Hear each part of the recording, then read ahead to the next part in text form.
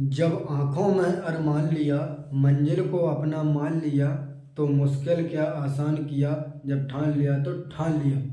Hello नमस्कार दोस्तों, आप सभी का ब्रह्मोस क्लासेस में स्वागत है।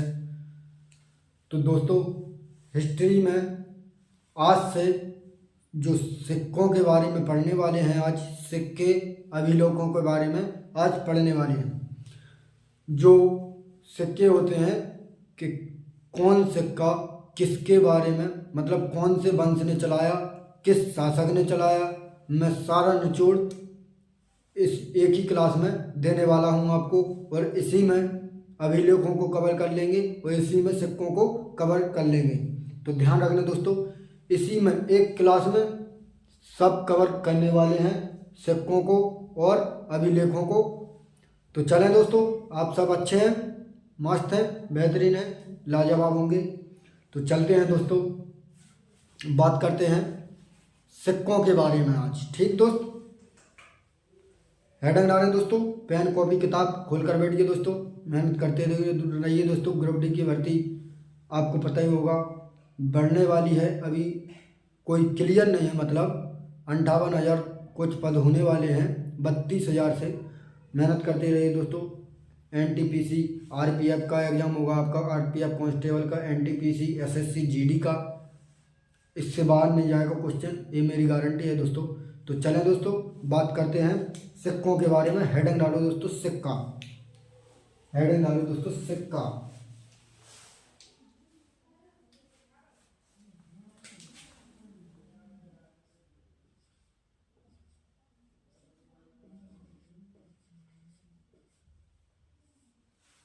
कॉइन्स,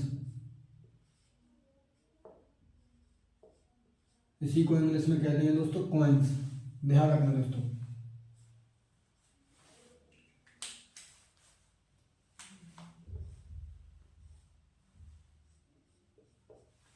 तो चलें दोस्तों, बात करते हैं। अगर आपसे पूछे दोस्तों, सबसे पहला क्वेश्चन है दोस्तों, सिक्कों का अध्ययन किस में होता है? तो ध्यान रखना दोस्तों, सिक्कों का अध्ययन न्यूमिस्मेटिक्सोलॉजी में होता है। नोट करो दोस्तों मेरे साथ, मैं लिखता हूँ।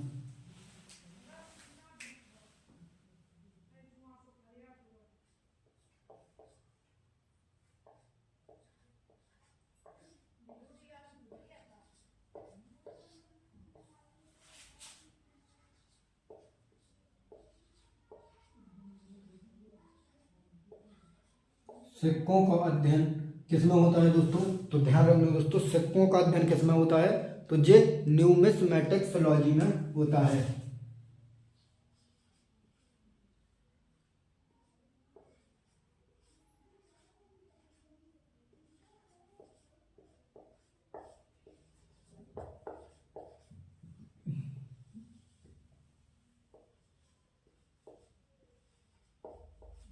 किस में होता है दोस्तों? तो ध्यान रखना दोस्तों, सिक्कों का अध्ययन न्यूमिस्मेटिक्सोलॉजी में होता है। अगर आपसे पूछे दोस्तों, अगर आपसे पूछे दोस्तों, एक आपने नाम सुना होगा दोस्तों, टेराकोटा का सिक्का होता है। एक टेराकोटा का सिक्का होता है दोस्तों, वो किसका बना होता था? तो ध्यान रखना दोस्तों, टेराकोटा का सिक्का मिट्टी का बना होता था और ये इसका वर्णन सिंधु सभ्यता में प्रचलित था, मतलब सिंधु सभ्यता में ये टेराकोटा का सिक्का बना था। तो ध्यान रखना दोस्तों, अगर आपसे पूछे दोस्तों टेराकोटा का सिक्का, अगर आपसे पूछे दोस्तों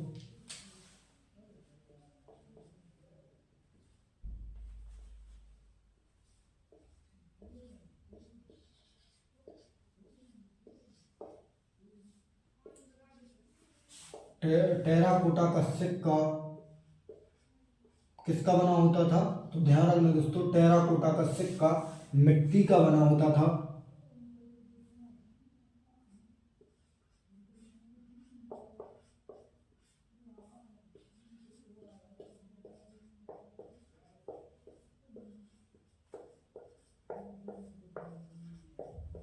टेराकोटा का सिक्का दोस्तों किसका बना होता था? तो ये मिट्टी का बना होता था और यह सिंधु सभ्यता में बना था। और यह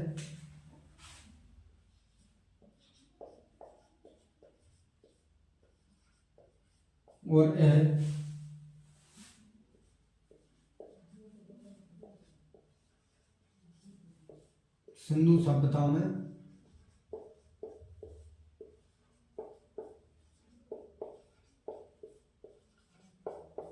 ध्यान रखना दोस्तों। और यह कहाँ पर बना था? तो ये सिंधु सभ्यता में बना था दोस्तों। और टेराकोटा का सिक्का था ये, और मिट्टी का बना होता था।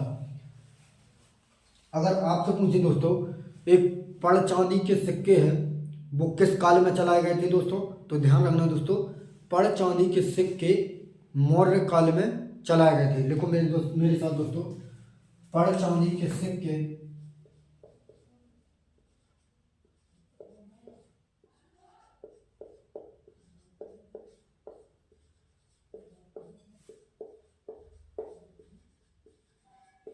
पड़ चांदी के सिक्के दोस्तों मौर्य काल में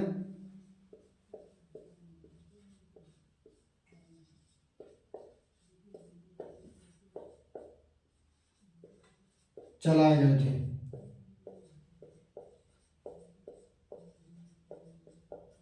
ध्यान रखना दोस्तों, पड़ चांदी के सिक्के कहां पर चलाए गए थे दोस्तों? तो पड़ चांदी के सिक्के मौर्य काल में चलाए गए थे। अगर आपसे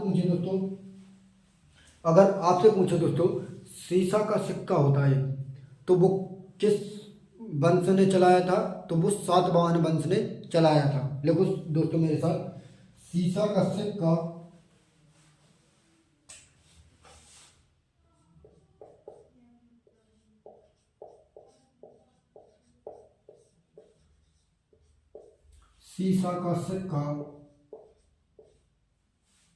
सीसा का सिक्का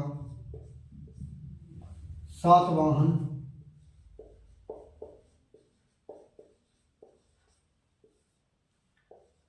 काल में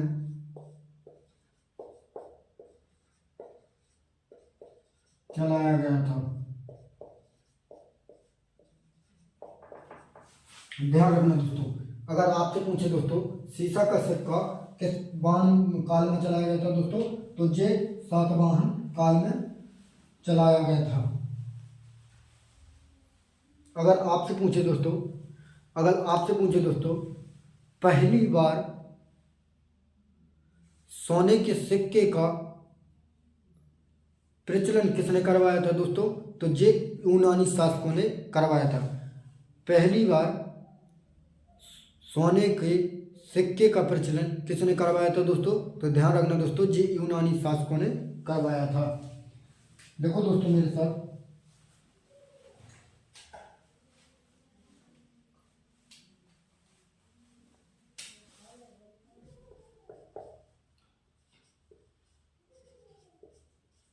पहली बार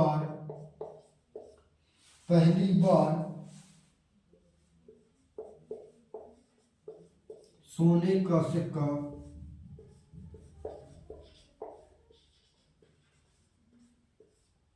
पहली बार दोस्तों सोने का सिक्का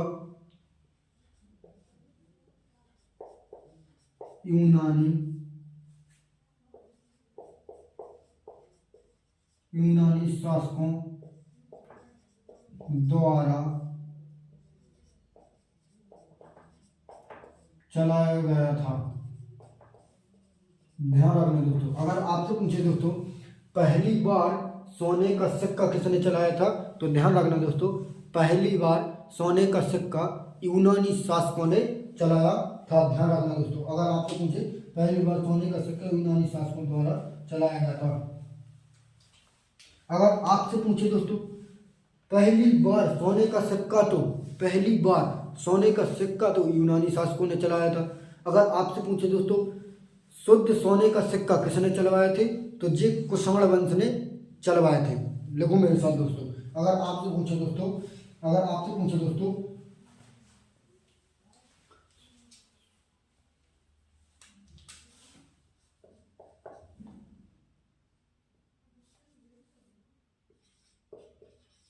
शुद्ध सोने के सिक्के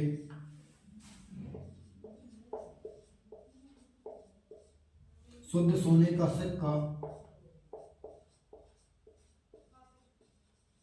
किसने चलवाए थे दोस्तों? तो ध्यान रखना दोस्तों, शुद्ध सोने के सिक्के कुषाण वंश के शुद्ध सोने के सिक्के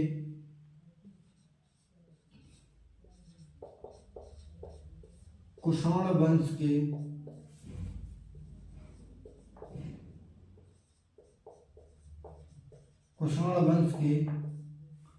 शासकों ने चलाए थे।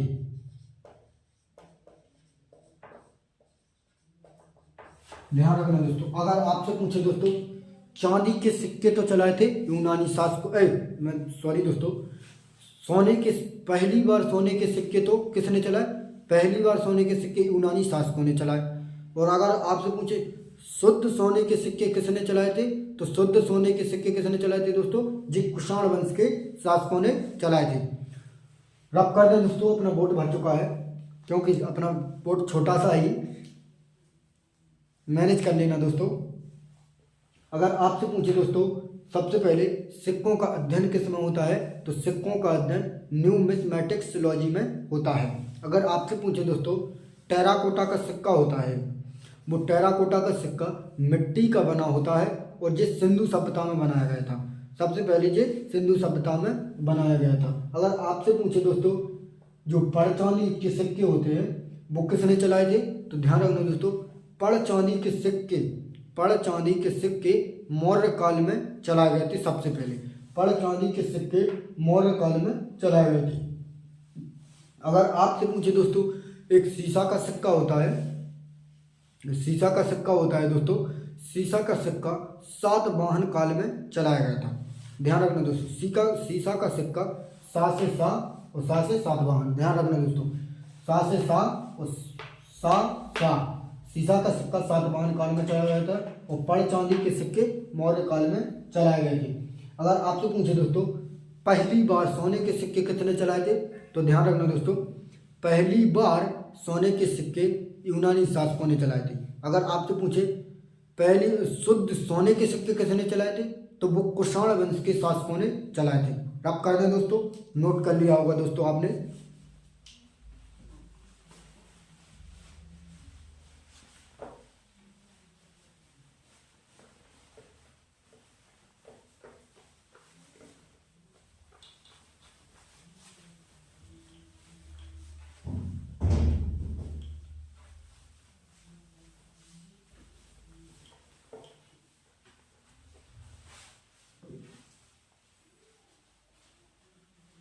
लिखो मेरे साथ पॉइंट लिखो दोस्तों। एक सर्वाधिक मात्रा में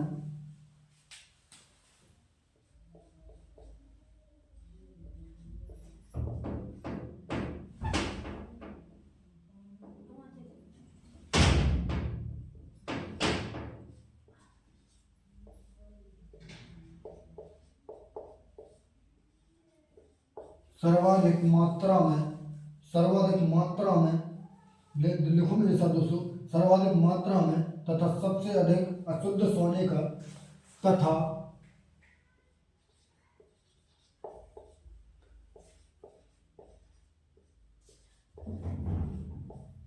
सबसे अधिक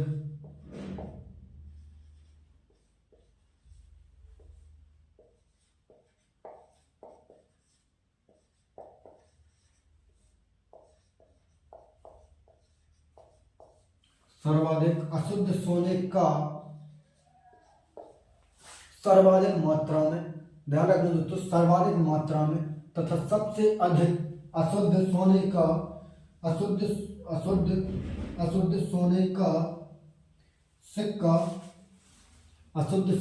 सिक्का किस काल में चलाया गया दोस्तों? तो ध्यान रखना दोस्तों, अशुद्ध सोने का सिक्का गुप्त काल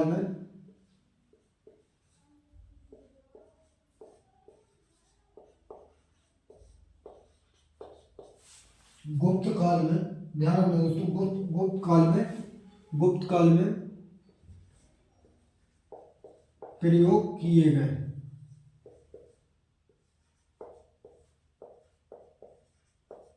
ध्यान रखना दोस्तों, सर्वाधिक अशुद्ध सोने का सिक्के गुप्त काल में चलाया गया। और इस समय शासक कौन था दोस्तों?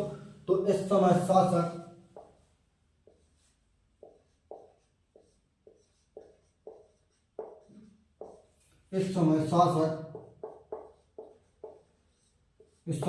कौन थे दोस्तों? तो ध्यान रखना दोस्तों, इस समय शासक स्कंदगुप्त था।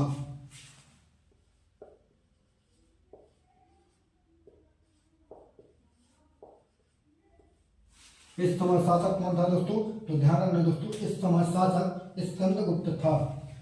अगर आपसे पूछे दोस्तों, अगर आपसे पूछे दोस्तों, चांदी का सिक्का कहाँ किस काल में चलाया गया था? तो चांदी का सिक्का गुप्त काल में चलाया गया था और चंद्रगुप्त सेकंड के समय चलाया गया था। ध्यान रखना दोस्तों, देखो मेरे साथ, चांदी का सिक्का चांदी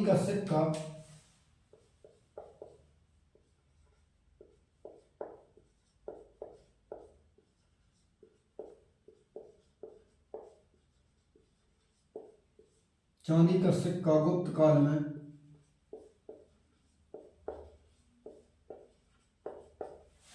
चांदी का सिक्का गुप्त काल में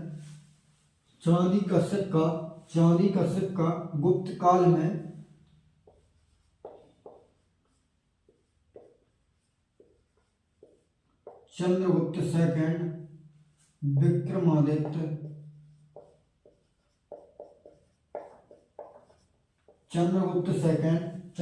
सेकंड विक्रमादित्य के समय चांदी का सिक्का गुप्त काल में चंद्रगुप्त सेकंड विक्रमादित्य के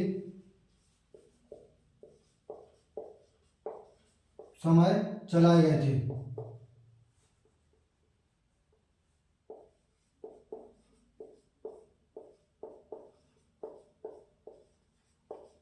ध्यान रखना दोस्तों, अगर आपसे पूछे दोस्तों चांदी के सिक्के गुप्त काल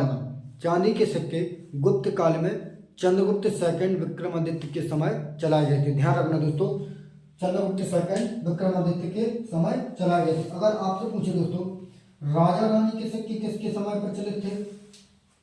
अगर आपसे पूछे दोस्तों राजा रानी के सिक्के किस काल में चलाए? तो राजा रानी के सिक्के गुप्त काल में ही चलाए, वो चंद्रगुप्त फर्स्ट विक्रमादित्य के समय चलाए गए थे। देखो मेरे साथ दोस्तों, अगर आपसे पूछे दोस्तों राजा रानी के सिक्के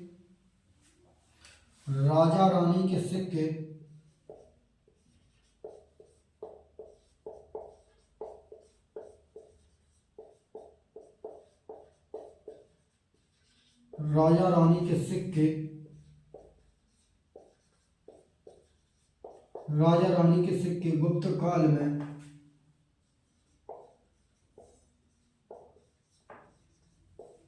चंद्रगुप्त फर्स्ट के समय चलाए गए।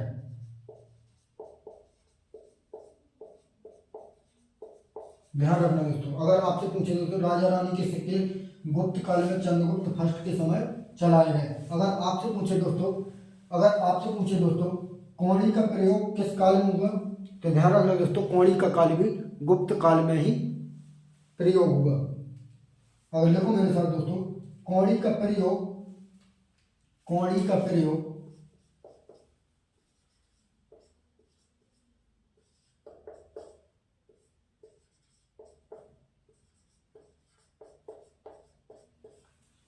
प्रयोग भी गुप्त काल में हुआ।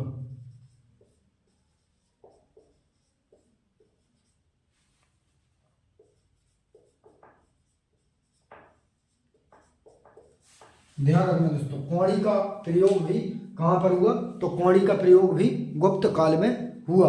एक बार रिवाइज करते हैं दोस्तों, फिर इसे रब कर दें। लिखते चल रहा दोस्तों मेरे साथ साथ, क्योंकि कम समय में मस्त कंटेंट देना है मुझे, मतलब टाइम भी ज़्यादा ना लगे। वो जो प्रश्न पूछे जाते हैं बार बार वो करा दूँ मैं आपको। अगर आपसे पूछे दोस्तों सर्वाधिक मात्रा में तथा सबसे अधिक अशुद्ध सोने के सिक्के किस काल में चलाए गए थे? तो ये गुप्त काल में चलाए गए थे। ध्यान रखना दोस्तों, उस समय शासक कौन था? तो उस समय शासक था स्कंदगुप्त था। अगर आपसे पूछे दोस्तों चांदी के सिक्के किस काल में चलाए गए? तो ध्यान रखना दोस्तों, चांदी के सिक्के गुप्त काल में चंद्रगुप्त सेकंड विक्रमादित्य के समय चलाए गए थे। अगर आपसे पूछे राजा रानी के सिक्के किसके समय चलाए गए? तो राजा रानी के सिक्के गुप्त काल में ही चलाए गए और ये चंद्रगुप्त फर्स्ट के समय चलाए गए थे।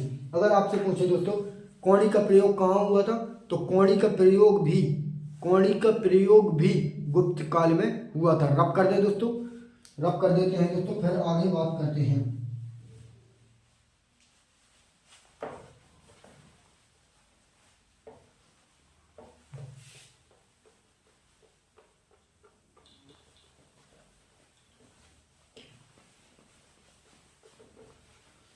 अब बताओ दोस्तों, अगर आपसे पूछे दोस्तों चमड़े के सिक्के किसने चलवाए थे, तो एक चमड़े के सिक्के एक हुमायूं के शासन काल में शिहाबुद्दीन शासक रहता था, उसने चलवाए थे। लिखो दोस्तों, एक चमड़े के सिक्के हुमायूं के शासन काल में शिहाबुद्दीन ने चलवाए थे। लिखो दोस्तों मेरे साथ, चमड़े के सिक्के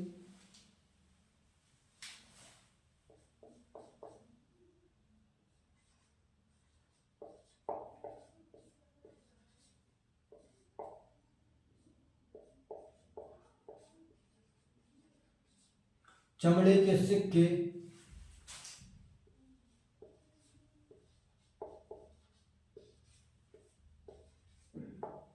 हुमायूं के शासनकाल में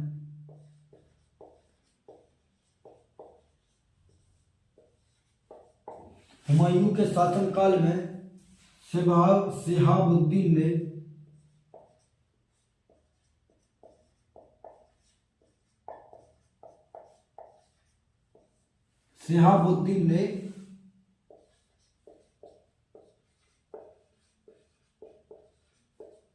चलवाए थे। ध्यान रखना दोस्तों, अगर आपसे पूछे दोस्तों चमड़े के सिक्के किसने चलवाए थे, तो चमड़े के सिक्के हुमायूं के शासन काल में एक शिहाबुद्दीन व्यक्ति रहता था, तो उसने चलवाए थे। ध्यान रखना दोस्तों, चमड़े के सिक्के किसने चलवाए थे, तो शिहाबुद्दीन ने चलवाए थे। अगर आपसे पूछे दोस्तों चांदी के रुपए का प्रारंभ किसने किया था, तो अगर आपसे पूछे दोस्तों चांदी के रुपए का प्रारंभ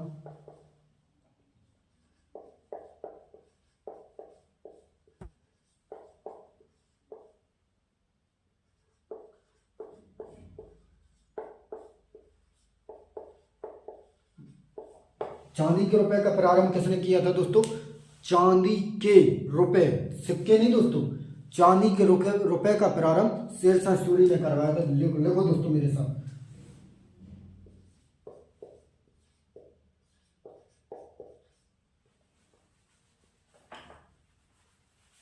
चांदी के रुपए का प्रारंभ किसने करवाया था, तो ये शेरशाह सूरी ने करवाया था।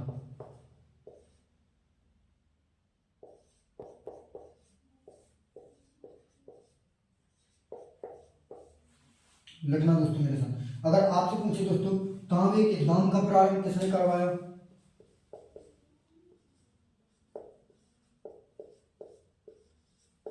तांबे के दाम का प्रारंभ किसने करवाया, तो ध्यान रखना दोस्तों तांबे के दाम का भी प्रारंभ शेरशाह सूरी ने करवाया था।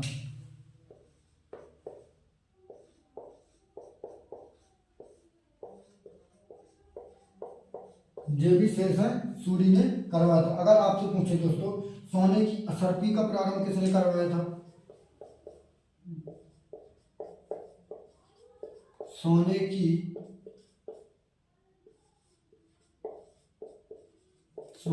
असरफी का प्रारंभ किसने करवाया था, तो ये भी शेरशाह सूरी ने करवाया था।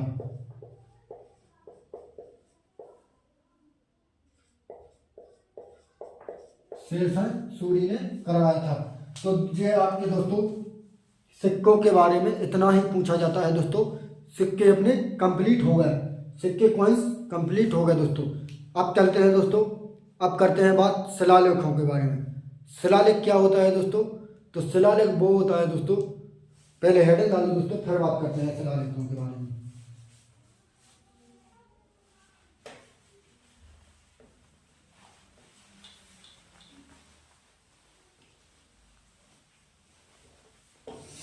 हेडिंग डालो दोस्तों शिलालेख।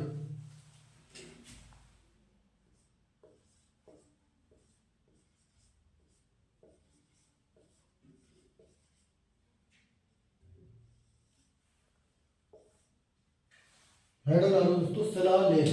अगर आपसे पूछे दोस्तों शिलालेख क्या होता है? तो ध्यान रखना दोस्तों, शिलालेख वो होता है जो आपने सुना होगा, जो बहुत पुराने पत्थर होते हैं उन्हें उन पर खोद कर कुछ लिखा होता है, वो ही शिलालेख कहलाता है। मतलब पत्थरों को खोद कर शिलालेख कहलाता है। इसकी परिभाषा लिखो दोस्तों, इसकी परिभाषा लिखो दोस्तों, इसकी परिभाषा लिखो दोस्तों।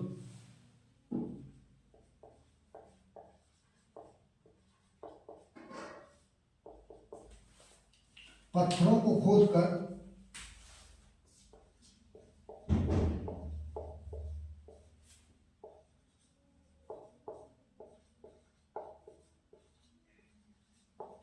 पत्थरों को खोदकर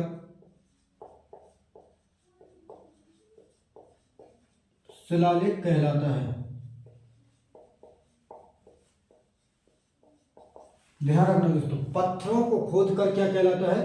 तो पत्थरों को खोदकर शिलालेख कहलाता है। आपने सुना होगा जो पुराने पत्थरों पर लिखा रहता है वो पत्थरों को खोदकर शिलालेख कहलाता है।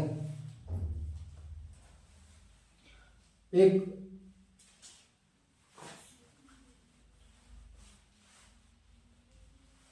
अगर आपसे पूछे दोस्तों सबसे पहले इसका प्रयोग किया किसने था, अगर आपसे पूछे दोस्तों जो शिलालेख है सबसे पहले खोद कर पत्थरों पे लिखा किसने था विश्व में, तो ये डेरियस ने लिखा था। डेरियस कहाँ का था?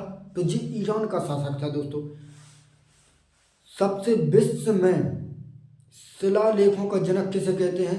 तो विश्व में शिलालेखों का जनक ईरान के शासक डेरियस को कहते हैं। भारत में किसे कहते हैं दोस्तों शिलालेखों को जनक? तो भारत में शिलालेखों का जनक अशोक को कहते हैं। लिखो मेरे साथ लिखो दोस्तों, विश्व में अभिलेख लिखने का प्रारंभ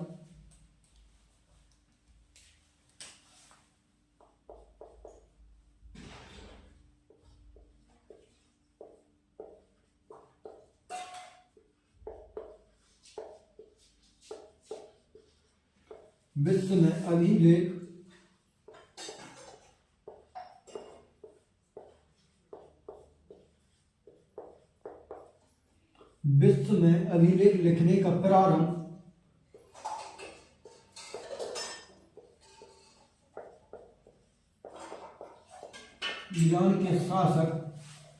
ईरान के शासक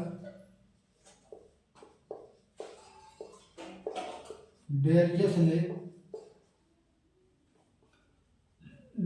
ने प्रारंभ किया था।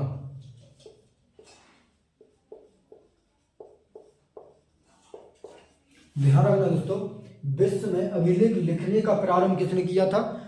तो विश्व में अभिलेख लिखने का प्रारंभ ईरान के शासक डेरियस ने किया था। ध्यान रखना दोस्तों, अगर आपसे पूछे दोस्तों भारत में अभिलेखों का जनक किसे कहते हैं? भारत में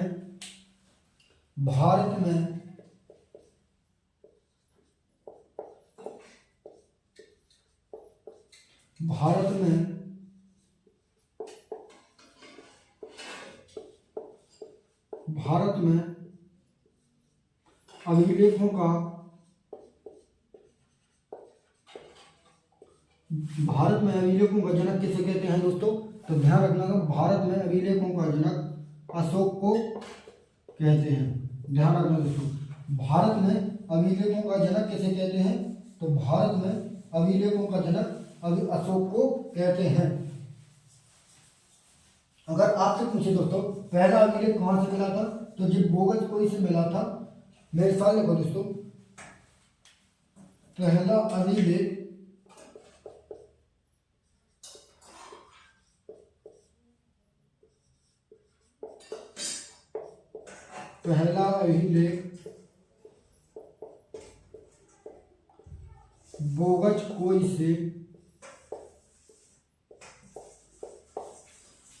बोगच कोई से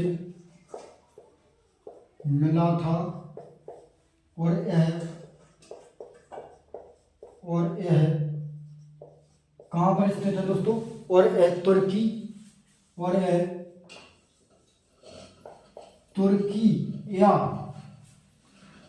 या एशिया माइनर में स्थित है। तुर्की एशिया माइनर में स्थित है। ध्यान रखना दोस्तों,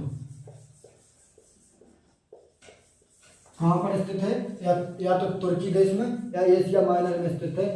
और पहला अभिलेख दोस्तों, पहला अभिलेख बोगजकोई से मिला था। ध्यान रखना दोस्तों, पहला अभिलेख बोगजकोई से मिला था। ध्यान रखना दोस्तों। अगर आप एक क्वेश्चन और लिख लो, अगर आपसे पूछे अभिलेखों का अध्ययन किस में होता है?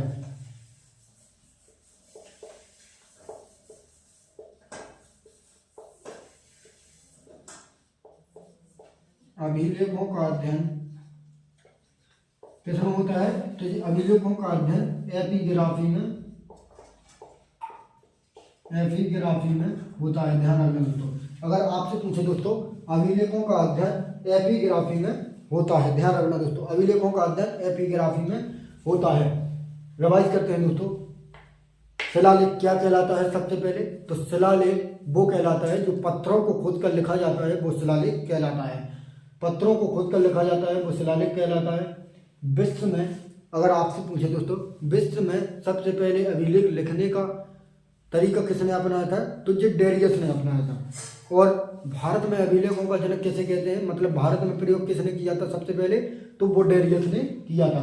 और पहला अभिलेख कौन सा है? तो पहला अभिलेख दोस्तों बोगजकोई से तो मिला था, और एक तुर्की या एशिया माइनर द्वीप में स्थित है। अगर आपसे पूछे दोस्तों अभिलेखों का अध्ययन क्या कहलाता है? अभिलेखों का अध्ययन क्या कहलाता है दोस्तों? तो ध्यान रखना दोस्तों, अभिलेखों का अध्ययन क्या कहलाता है? एपिग्राफी। अभिलेखों का अध्ययन क्या कहलाता है दोस्तों? अभिलेखों का अध्ययन एपिग्राफी। दोस्तों ध्यान रखना दोस्तों, जिस शिलालेख नहीं दोस्तों, मैं भूल गया, धोखे से लिख गया, जो मैंने आपने ध्यान ही नहीं दिलाया मुझे। जी अभिलेख है दोस्तों, ध्यान रखना दोस्तों, जी अभिलेख है, जे भी लिखो।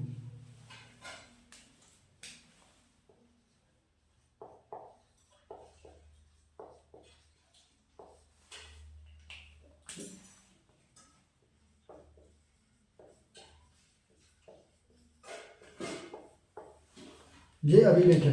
तो रब कर देते हैं दोस्तों। आप पढ़ने वाले हैं विदेशी यात्रियों द्वारा भारत का वर्णन। कौन सी पुस्तक में? 4-5 पुस्तकें हैं जो पूछी जाती हैं, वो पढ़ लेते हैं दोस्तों, फिर क्लास का अंत करेंगे।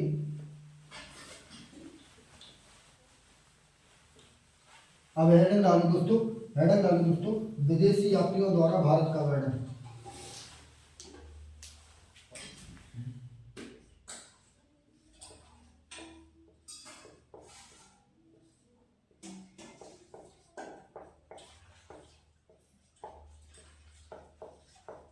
विदेशी यात्रियों द्वारा भारत का वर्णन।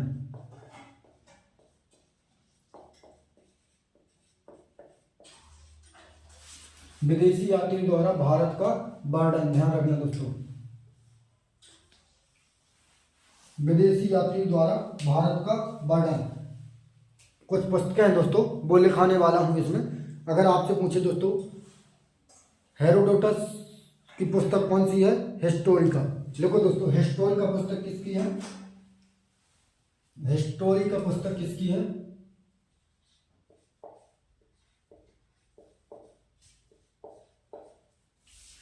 हिस्टोरिका पुस्तक किसकी है? तो ध्यान रखना दोस्तों, हिस्टोरिका पुस्तक हेरोडोटस की है।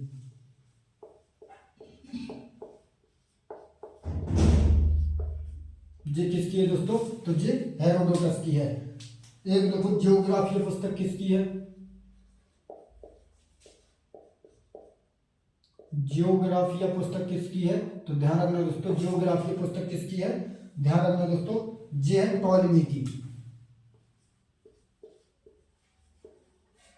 ये टॉलमी भाई साहब की है। अगर आपसे पूछे दोस्तों नेचुरल हिस्ट्री किसकी है?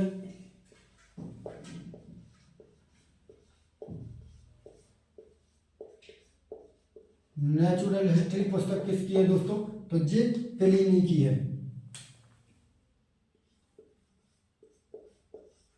ये प्लिनी की है। ध्यान रखना दोस्तों। अगर आपसे पूछे दोस्तों इंडिका किसकी है?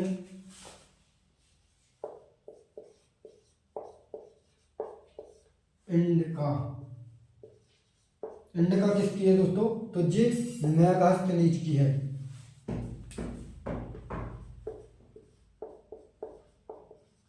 ये मेगास्थनीज की पुस्तक है, ध्यान रखना दोस्तों। एक लिखो दोस्तों, the book of sir Marco Polo, the book of sir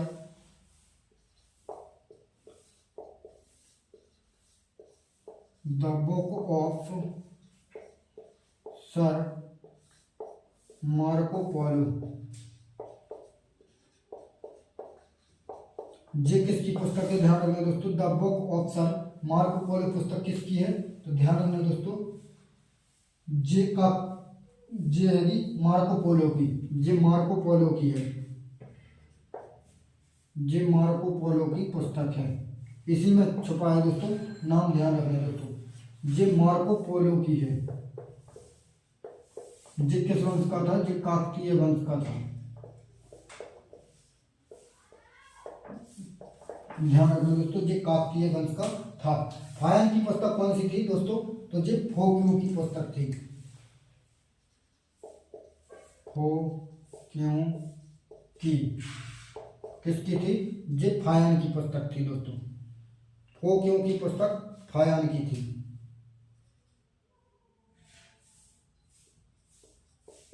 ये फायन की पुस्तक थी, ध्यान रखना। ह्वानसोंग की कौन सी थी, ह्वानसोंग की सीयू की।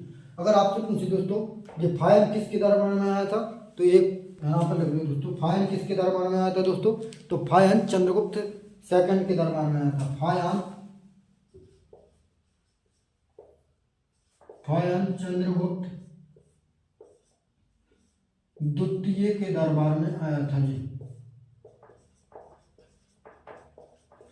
फायन चंद्रगुप्त द्वितीय के दरबार में आया था। एक लिखो दोस्तों, सीयू की,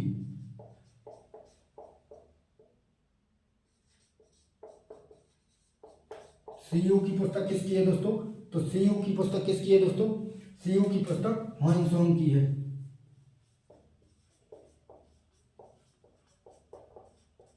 ह्वानसोंग किसके दरबार में आया था दोस्तों, तो ह्वानसोंग हर्षवर्धन के दरबार में आया था।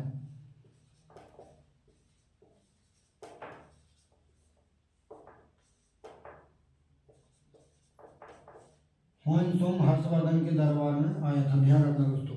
ह्वानसोंग किसके दरबार में आया था, तो ह्वानसोंग हर्षवर्धन के दरबार में आया था। इधर लिखो दोस्तों, कांगयोर और तंगयोर पुस्तक किसकी है, तो ये तारानाथ की है। एक लिखो दोस्तों, कांगयोर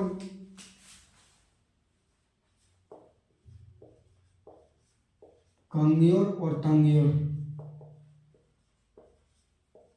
ये किसकी पुस्तक है, तो ये तारानाथ की है। कांगयोर और तंगयोर किसकी है, तो ये तारानाथ की है,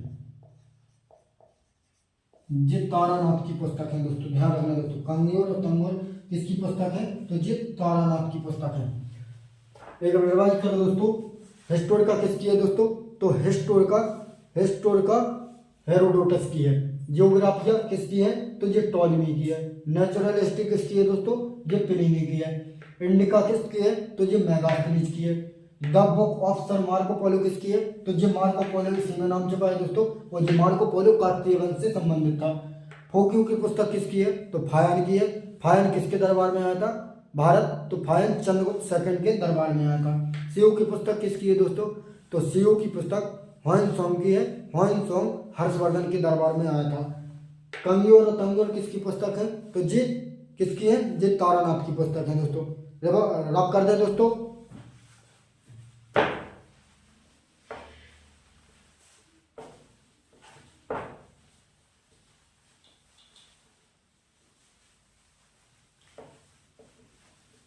मैं भी याद आया दोस्तों, एक सेकंड में।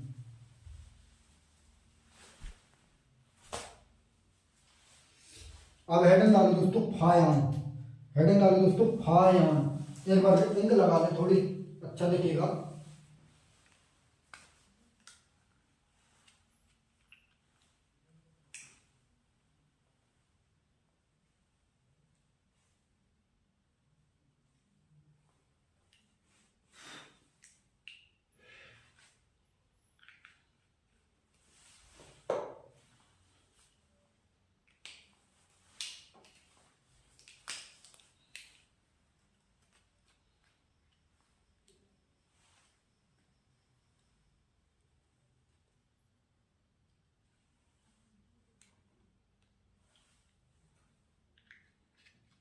हेडिंग डालो दोस्तों फायाना, हेडिंग डालो दोस्तों फायान, हेडिंग डालो दोस्तों फायान।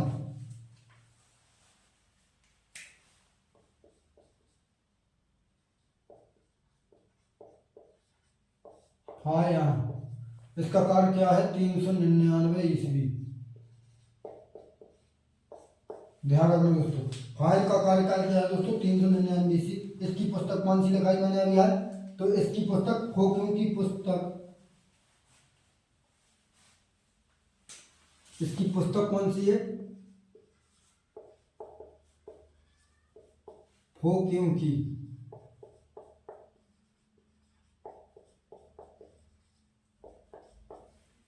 फोकियों की। जे किसके दरबार में आया था दोस्तों? तो जे फायान एंड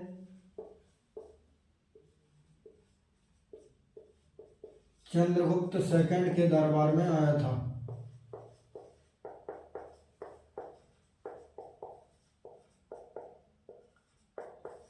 किसके दरबार में आया था दोस्तों? तो जो चंद्रगुप्त सेकंड के दरबार में आया था। और इसकी पुस्तक में किसका वर्णन मिलता है? तो इसकी पुस्तक में भवन तथा कौड़ी की चर्चा की गई। जो इसकी पुस्तक है, इसकी बुक में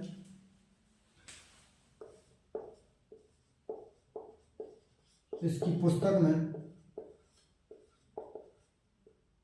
पुस्तक में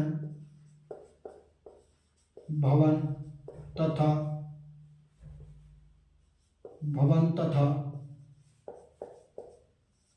कौड़ी की चर्चा की गई। भवन तथा कौड़ी की चर्चा की गई इसकी बुक में दोस्तों। ध्यान रखना दोस्तों, फायन फोकियों की पुस्तक है इसकी। इसका कार्यकाल 399 ईस्वी में आया था। चंद्रगुप्त सेकंड के दरबार में आया। इसकी पुस्तक में क्या मिलता है? तो इसकी पुस्तक में क्या मिलता है दोस्तों? इसकी पुस्तक में भवन तथा कौड़ी की चर्चा मिलती है। अब डालो दोस्तों क्या? ह्वेनसांग। अब डालो दोस्तों ह्वेनसांग, ह्वेनसांग।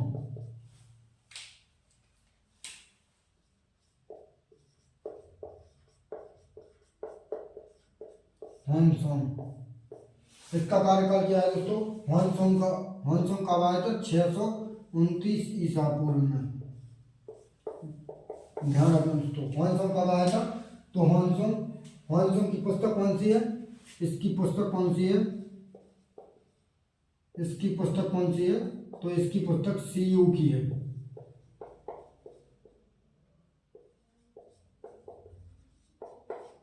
इसकी पुस्तक कौन सी है दोस्तों? इसकी पुस्तक सीयू की पुस्तक है। और जो किसके दरबार में आया था दोस्तों? ह्वेनसांग यह हर्षवर्धन के दरबार में आया था।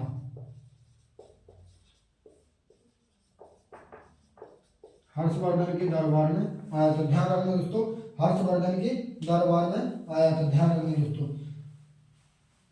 एक और लिखो दोस्तों, इसे रब कर दें दोस्तों। फायन की पुस्तक क्या है दोस्तों? एक बार रिवाइज करो। फायन की पुस्तक फोकियों की है। 399 ईस्वी पूर्व में आया था। चंद्रगुप्त सेकंड के दरबार में आया था। इसकी पुस्तक भवन तथा कौड़ी की चर्चा की गई। ह्वेनसांग 629 में आया। ह्वेनसांग की पुस्तक सीयू की है। ह्वेनसांग हर्षवर्धन के दरबार में आया था। अब कर दो दोस्तों, बस 2 पॉइंट लिखो, फिर क्लास बंद करते हैं यहीं पर।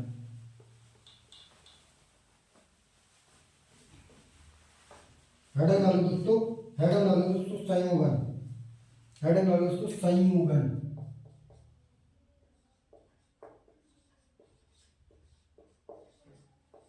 हेडिंग डालो दोस्तों संयोगन। इसका कार्यकाल लिखो दोस्तों 518 ईसा पूर्व, 518 ईस्वी। इसका कार्यकाल लिखो दोस्तों 518 ईसा पूर्व। अगर आपसे पूछे दोस्तों जी कहाँ का था? तो ये चीन का था। कहाँ का था? ये चीन का था। कहाँ का था? संयोगन चीन का था। उसने अपने 3 वर्ष की यात्रा में बौद्ध धर्म की प्रतियां एकत्रित की। इसने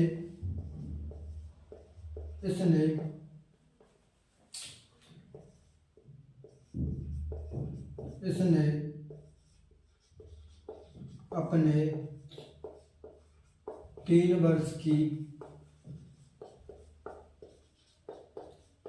वर्ष इसने दोस्तों अपने 3 वर्ष की यात्रा में इसने अपने 3 वर्ष की यात्रा में बौद्ध धर्म, इसने अपने 3 वर्ष की यात्रा में क्या क्या किया दोस्तों? इसने अपने 3 वर्ष की यात्रा में बौद्ध धर्म की प्रतियां एकत्रित की। बौद्ध धर्म की